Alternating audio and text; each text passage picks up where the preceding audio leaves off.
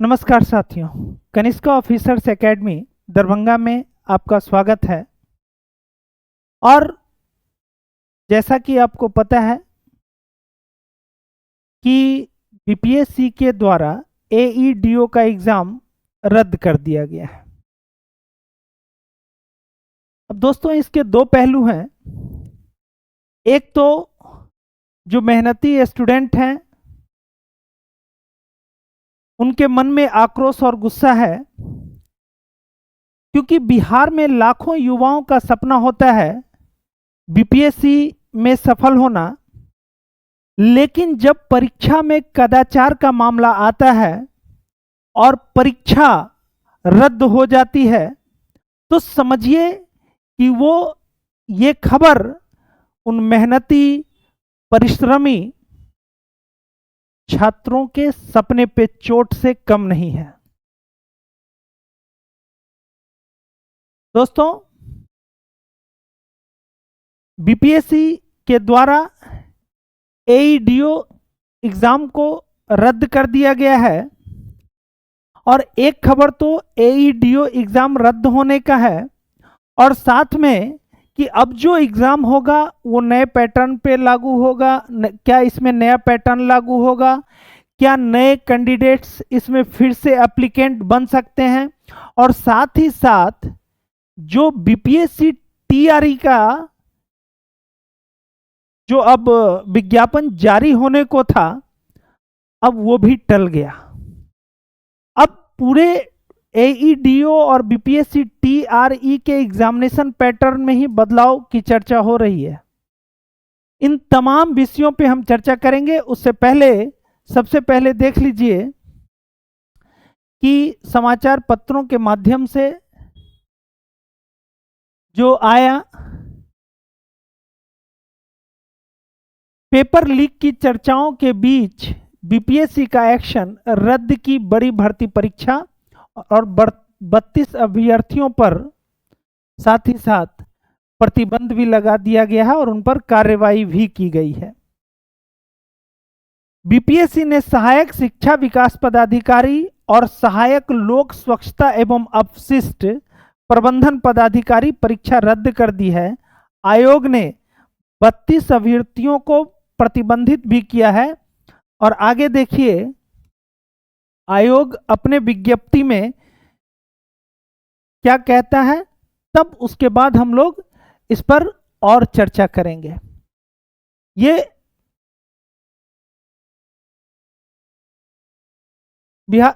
Press विज्ञप्ति के जरिए सहायक शिक्षा विकास पदाधिकारी प्रतियोगिता परीक्षा के दौरान जिला स्तर पर जिला प्रशासन की सजगता के कारण कुछ केंद्रों पर ब्लूटूथ इत्यादि के माध्यम से कदाचार का आयोजन या प्रयास करने वाले असामाजिक तत्वों, अभ्यर्थियों के विरुद्ध प्राथमिकियां, अन्य दंडात्मक कार्रवाई की गई है। साथ ही 32 अभ्यर्थियों को कदाचार का प्रयास, परीक्षा में गड़बड़ी करने का षड्यंत्र रचने के आरोप में आयोग की आगामी परीक्षाओं से भाग लेने से प्रतिबंधित किया गया है। लेकिन प्राप्त सूचना के अनुसार उक्त परीक्षा का प्रश्न पत्र लीक होने या वायरल होने का साक्ष्य अनुसंधान के क्रम में प्राप्त नहीं हुआ है। यानी ये प्रश्न पत्र लीक होने से आयोग ने इनकार कर दिया है। आयोग केवल यही कह रहा है कि इसमें जो ब्लूटूथ 32 अभ्यर्थियों से बरामद की गई है, इस वजह से इस परीक्षा को निरस्त किया गया है। साथ ही उक्त परीक्षा के किसी भी प्रश्न पत्र के सेट के किसी भी सीरीज का कोई प्रश्न पत्र प्राप्त नहीं हुआ है। दर्ज की गई प्राथमिकियां विभिन्न समाचार पत्र, सोशल मीडिया में प्रसारित किए जा रहे समाचार इत्यादि से उक्त परीक्षा के दौरान कुछ केंद्रों में परीक्षा की सूचिता को प्रभावित करने की कोशिश की गई है। अतः सम्यक विचारोपरांत मेधावी अभ्यर्थियों के व्यापक हित एवं कदाचार मुक्त तथा पारदर्शिता के साथ परीक्षाओं को आयोजित करने के आयोग की प्रतिबद्धता को ध्यान में रखते हुए दिनांक 14/4/2026 से 21/4/2026 तक विज्ञापन संख्या 87/2025 को आयोजित सहायक शिक्षा विकास पदाधिकारी सहायक शिक्षा विकास पदाधिकारी लिखित प्रतियोगिता परीक्षा को कुल 9 पालियों की परीक्षा एवं विज्ञापन संख्या 108/2025 अंतर्गत दिनांक 23/4/2026 को आयोजित सहायक लोक स्वच्छता एवं अवशिष्ट प्रबंधन पदाधिकारी लिखित प्रतियोगिता परीक्षा को रद्द किया जाता है। यानी आयोग ने अपने प्रेस विज्ञप्ति में परीक्षा में कदाचार की मामले को स्वीकार किया है। दोस्तों, ये माना है कि प्रश्न पत्र तो लीक नहीं हुआ है, लेकिन 32 अभ्यर्थियों के पास से जो ब्लूटूथ का मामला, 32 अभ्यर्थियों को अरेस्ट भी किया गया है जो ब्लूटूथ के जरिए कदाचार को प्रोत्साहित कर रहे थे, यानी एक तरह से कहिए कि चीटिंग कर रहे थे। लेकिन सवाल ये नहीं है कि बीपीएससी के द्वारा आयोजित एईडीओ के एग्जाम में ही केवल कदाचार हुए हैं। सरकार और आयोग इस बात के लिए तो बधाई के पात्र हैं कि कदाचार की बात को स्वीकार करते हुए उन्होंने इस परीक्षा को निरस्त कर दिया। लेकिन आप समझिए कि यह कितना दुखद है उन बच्चों के लिए जो दिन रात परिश्रम करके, मेहनत करके, घर से दूर रह के तमाम प्रकार की कठिनाइयों को झेलते हुए, कोई पटना रह के, कोई दिल्ली रह के, कोई दरभंगा रह के, वो निरंतर और अथक प्रयास, और जिनका एग्जाम अच्छा गया, ये उनके सपनों पर चोट है। और उनके सपने को तोड़ने वाले जिम्मेदार कौन है? ये केवल वो 32 अभ्यर्थी जिम्मेदार नहीं है जो कदाचार के मामले में या चोरी के मामले में पकड़े गए। हालांकि एसआईटी और ईओयू यानी कि आर्थिक अपराध शाखा और एसआईटी के जरिए इस मामले की गहनता से, गहराई से जांच की जा रही है। और जो इसके लिए जिम्मेदार लोग हैं उस तक भी इसका जांच की आंच पहुंच गई है। दोस्तों, आपको पता होना चाहिए कि एईडीओ का एग्जाम बीपीएससी ने इसका टेंडर किसको दिया था?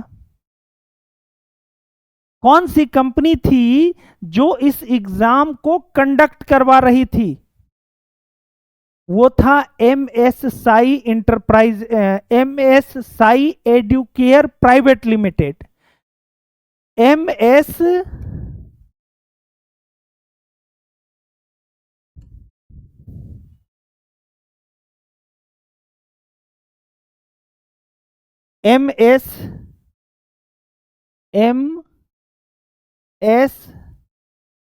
Sai private limited, MS Sai private limited. अब सवाल है कि एमएस साई प्राइवेट लिमिटेड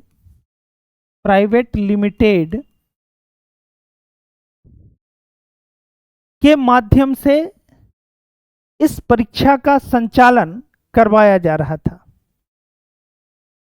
और आश्चर्य ये देखिए कि आयोग के द्वारा, बीपीएससी के द्वारा एक ऐसी कंपनी को परीक्षा संचालन की जिम्मेदारी सौंपी गई थी जो पहले से ही कई राज्यों में कदाचार के मामले में, धांधली के इस पर गंभीर आरोप लगे थे। एमएसआई प्राइवेट लिमिटेड पर कई राज्यों में परीक्षा में कदाचार और धांधली के आरोप लग चुके हैं। ये एक ब्लैक लिस्टेड एजेंसी था। फिर इस ब्लैक लिस्टेड एजेंसी को किस आधार पर टेंडर दिया गया? क्यों नहीं प्रारंभिक स्तर पर ही इसको रोका गया?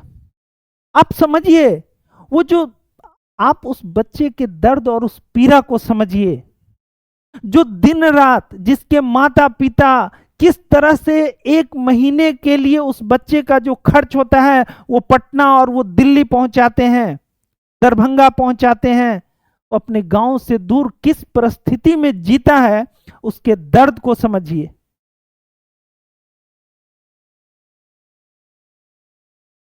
निश्चित रूप से आप समझ लीजिए कि जब परीक्षा में प्रश्न पत्र आप देख लीजिए, विगत कई वर्षों से बिहार से यह मांग उठती रही है कि बिहार में आयोजित विभिन्न प्रतियोगिता परीक्षा में कदाचार और प्रश्न पत्र लीक होने के मामले के गंभीर आरोप भी लगाए गए, लेकिन उनकी जांच कहां तक पहुंची और उनमें उसमें जिम्मेदार और संलिप्त लोगों पर क्या कार्रवाई हुई, इसका कोई अता पता नहीं। मेरा एक सवाल है आयोग से कि जब एमएसआई प्राइवेट लिमिटेड पर पहले से ही धांधली करने के गंभीर आरोप थे और ये ब्लैक लिस्टेड एजेंसी थी, तो फिर किस आधार पर इस एजेंसी को एईडीओ का एग्जाम कंडक्ट करने की जिम्मेदारी दी गई?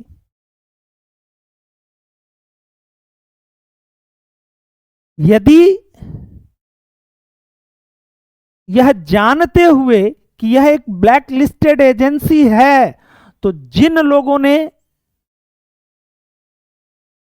इनको टेंडर दिया उन लोगों की भी जांच होनी चाहिए, उनकी भी जांच होनी चाहिए। पहले से ही ये एक ब्लैक लिस्टेड एजेंसी है। इसका कहानी जान लीजिए कि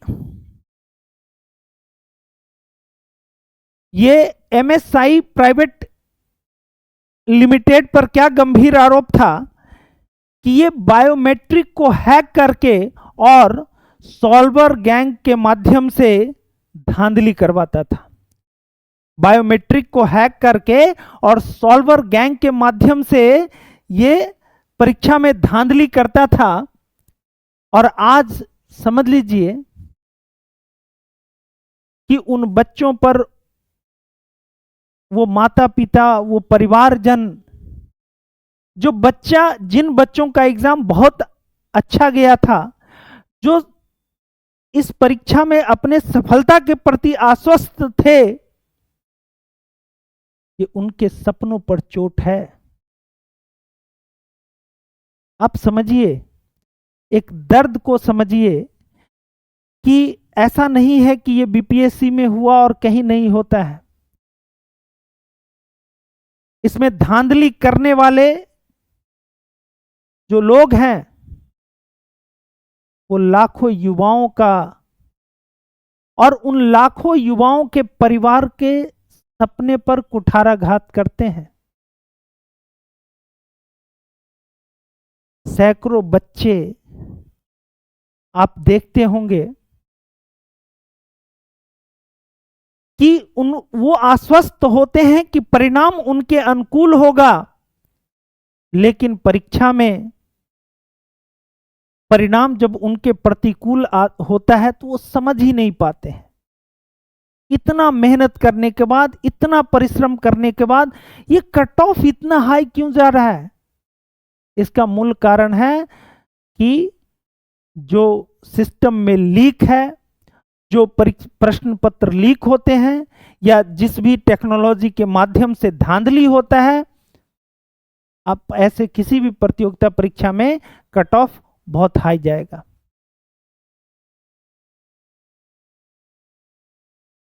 आयोग और सरकार के स्तर पर यह एक अच्छा कदम है। इस कदम की सराहना होनी चाहिए। वो आपको दुख पहुंचा होगा, लेकिन यकीन मानिए लाखों सपने इसके माध्यम से बचे भी हैं। आपको फिर अवसर मिलेगा। दूसरा चीज, जो एक खबर और चल रहा है कि अब नए पैटर्न पर एईडीओ का एग्जाम होगा। तो दोस्तों, नया पैटर्न क्या होगा? तो अब बिहार में एकल प्रतियोगिता परीक्षा की व्यवस्था को बीपीएससी खत्म करने जा रहा है। एकल प्रतियोगिता परीक्षा की व्यवस्था को या एकल परीक्षा प्रणाली को बीपीएससी खत्म करने जा रहा है। और बीपीएससी जो स्रोत से जो खबर मिल रहे हैं वो यही मिल रहा है कि बीपीएससी ने सामान्य प्रशासन विभाग को इसके लिए सूचना भी भेज दी है। तो अब संभावना क्या है? संभावना यह है कि अब एईडीओ का एग्जाम नए विज्ञापन के जरिए होगा, उसमें इसका फिर से फॉर्म भरा जाएगा। ये हम संभावना व्यक्त कर रहे हैं, जो स्रोत, जो डिफरेंट सोर्सेज हैं उनसे जो खबर मिल रहा है कि अब एईडीओ और बीपीएससी टीआरई के लिए भी, जो बीपीएससी टीआरई के अभ्यर्थी हैं उनको अब थोड़ा और इंतजार करना पड़ेगा। जो बीपीएससी टीआरई का एग्जाम जिसका अब विज्ञापन जारी होने वाला था, अब वह एग्जाम भी, उस एग्जाम में भी विलंब होगा, क्योंकि आयोग ने सामान्य प्रशासन विभाग को जो अनुशंसा भेजा है या भेजने वाला है, उसमें बीपीएससी एकल परीक्षा प्रणाली को समाप्त करने जा रहा है। अर्थात अब एईडीओ हो या बीपीएससी टीआरई हो, एईडीओ और बीपीएससी टीआरई, अब दोनों का एग्जाम नए पैटर्न पर होगा और दोनों ही एग्जाम में पीटी और मेंस 2 चरण में एग्जाम का आयोजन किया जाएगा। ये भी एक, जो बीपीएससी टीआरई जो बहुत लंबे समय से प्रतीक्षारत हैं, उनको थोड़ा और इंतजार करना पड़ सकता है, क्योंकि आयोग ने सामान्य प्रशासन विभाग को अपना प्रस्ताव भेज दिया है। अब उस प्रस्ताव को जो बिहार की वर्तमान सरकार है उसकी स्वीकृति लेनी होगी और उस स्वीकृति के बाद आयोग इस नए पैटर्न को लागू करेगा। या आप मान लीजिए कि अब 2 चरण में एग्जाम होंगे, द्विस्तरीय होगा। जो एकल परीक्षा प्रणाली था अब वो खत्म हो जाएगा। अब बीपीएससी टीआरई में भी पीटी और मेंस का एग्जाम होगा और एईडीओ में भी पीटी और मेंस का एग्जाम होगा। तो फिलहाल जिन छात्रों को मायूसी हाथ लगी है, मायूस ना हो।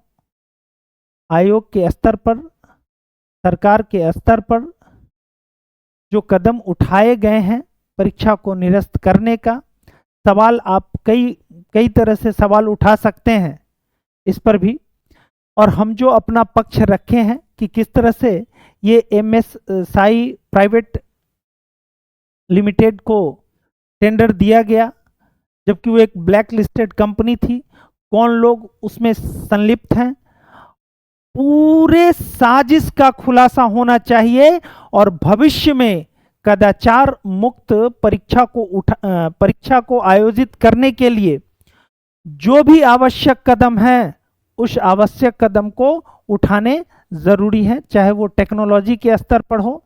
बेहतरीन टेक्नोलॉजी का इस्तेमाल करिए और कदाचार मुक्त परीक्षा को आयोजित करने के लिए जो ट्रांसपेरेंसी होना चाहिए, उसको भी ट्रांसपेरेंसी में ये हो कि जैसे ही बच्चा एग्जाम में बैठता है तो उसका OMR सीट जारी कर दीजिए, प्रश्न का आंसर की जारी कर दीजिए, उसमें विलंब नहीं करिए, ताकि हर छात्र को ये पता चल सके कि उसका कितना सही हुआ है।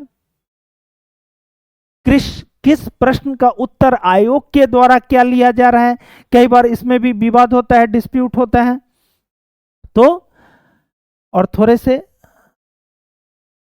ये हम यही चाहेंगे कि जो बच्चे आज दुखी हैं उनके प्रति हमारी सहानुभूति है, लेकिन उन लोगों के प्रति आक्रोश है जिनकी वजह से परीक्षा में गड़बड़ी या धांधली हुई, और ऐसे लोगों को गंभीर से गंभीर सजा होनी चाहिए।